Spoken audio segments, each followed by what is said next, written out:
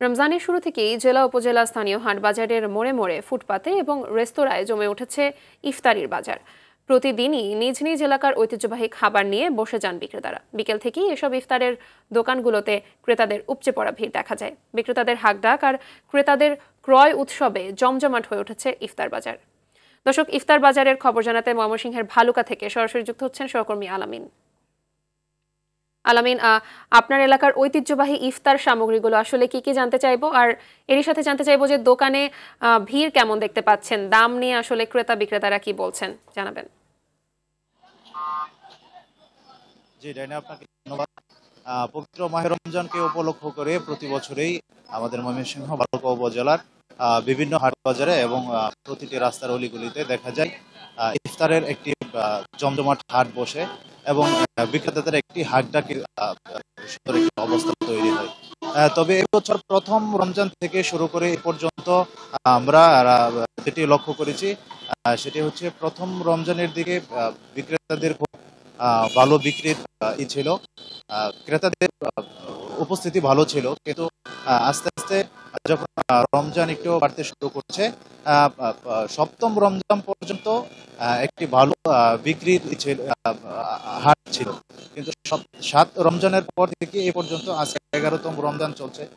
11তম রমজানে আমরা যেটি দেখতে পাচ্ছি বালুকার বিভিন্ন হাটবাজার ঘুরে এবং বিভিন্ন রাস্তার যে পয়েন্টগুলি রয়েছে সেখানে বিক্রেতারা যেটি আমাদেরকে জানিয়েছেন যে আগের তুলনায় প্রথম রমজান থেকে এ পর্যন্ত বিক্রির তুলনাটা এখন কমে গেছে। তার কারণ হচ্ছে আমাদের এই ময়মনসিংহ ভালুকা উপজেলা একটি শিল্পাঞ্চল এরিয়া, এখানে সর্বোচ্চ আলামিন, আপনি আমাদের সঙ্গেই থাকুন। আপনার সংযোগটিতে আমরা ঠিকমতো পাচ্ছি না যুক্ত হতে। আমরা চলে যাচ্ছি এই মুহূর্তে ব্রাহ্মণবাড়িয়ায়। সেখানে আছেন আমাদের আরেক সহকর্মী সাদ্দাম হোসেন। তার কাছ থেকে জানবো ব্রাহ্মণবাড়িয়ার ঈদ বাজারের ইফতার বাজারের খবর। সাদ্দাম, আপনার কাছে জানতে চাইবো যে ব্রাহ্মণবাড়িয়ার ঐতিহ্যবাহী ইফতার সামগ্রীগুলো আসলে কি কি, আর রাস্তার পাশে বা ইফতার বাজারগুলো কেমন জমে উঠেছে, জানাবেন। মাহবুবা, আপনাকে ধন্যবাদ। আপনি জানেন যে রমজান শুরু থেকেই কিন্তু সারা দেশের নেই ব্রাহ্মণবাড়িয়ার আখাউড়ার যে বাজারগুলো রয়েছে, ব্রাহ্মণবাড়িয়ার যে উপজেলার যে বাজারগুলো রয়েছে, সেই বাজারগুলোতে কিন্তু বিশেষ করে সবচেয়ে বেশি প্রাধান্য পাচ্ছে যে স্থানীয় যে ঐতিহ্যবাহী যে ইফতারগুলো, সেগুলো কিন্তু প্রাধান্য পাচ্ছে। আমি যেখানে দাঁড়িয়ে আছি সেখানে এই আখাউড়ার ঐতিহ্যবাহী একটি জিলাপি, অর্থাৎ শাহী জিলাপি নামে পরিচিত।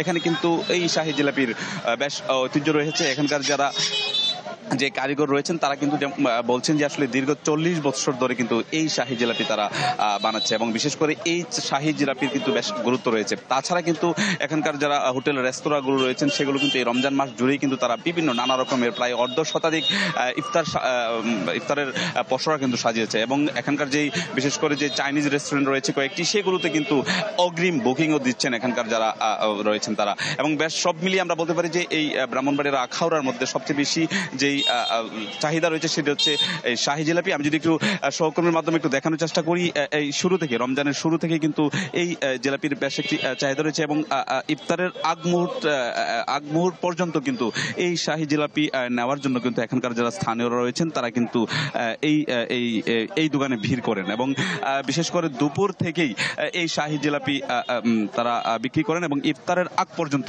এখানকার যারা কারিগর রয়েছেন তারা কিন্তু এই শাহী জিলাপি বিক্রি এবং তৈরিতে ব্যস্ত সময় পার করছেন। এবং এখানকার যারা বিক্রেতা রয়েছেন তাদের সাথে আমি কথা বলেছি, তারা যেমনটা বলছেন যে আসলে এই শাহী জিলাপিটা, অর্থাৎ এখানকার যে ঐতিহ্যবাহী যে শাহী জিলাপি রয়েছেন সেটা কিন্তু প্রতি কেজি 200 টাকা করে তারা বিক্রি করছেন, এবং তারা আশা করছেন যে তাদের যে ঐতিহ্য, অর্থাৎ শাহী জিলাপির যে ঐতিহ্য সেটা তারা ধরে রাখতে পারছেন, এবং এই পুরো রমজান জুড়েও এখানকার যারা রোজাদার রয়েছেন যারা মূলত এই শাহী জিলাপিকে গুরুত্ব দিচ্ছেন, তারা নিচ্ছেন, তাদের জন্য যেন একেবারে নির্ভেজাল একটি ইফতার দিতে পারে সেই চেষ্টা করছেন। তো মাহবুবা, এই ছিল ব্রাহ্মণবাড়িয়ার আখাউড়া থেকে ইফতারের যে ঐতিহ্যবাহী ইফতার, থেকে আমার কাছে সর্বশেষ।